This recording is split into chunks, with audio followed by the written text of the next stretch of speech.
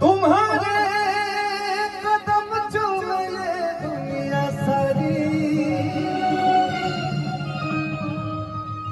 तुम्हारे कदम चूमे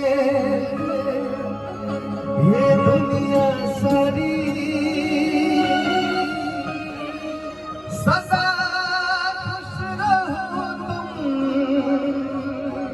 दुआ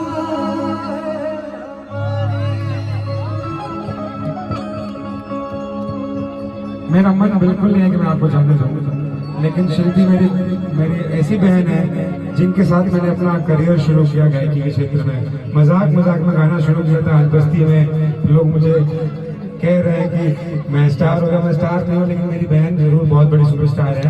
और एक बार जोरदार तालियां इनके लिए और विजय भाई के लिए। विजय भाई बहुत अच्छा कर रहे हैं और ये लोग ऐसा कर रहे हैं कि आज भोजपुरी बदल रही है। भोजपुरी का नाम इंटरनेशनल लेवल पे हो गया है।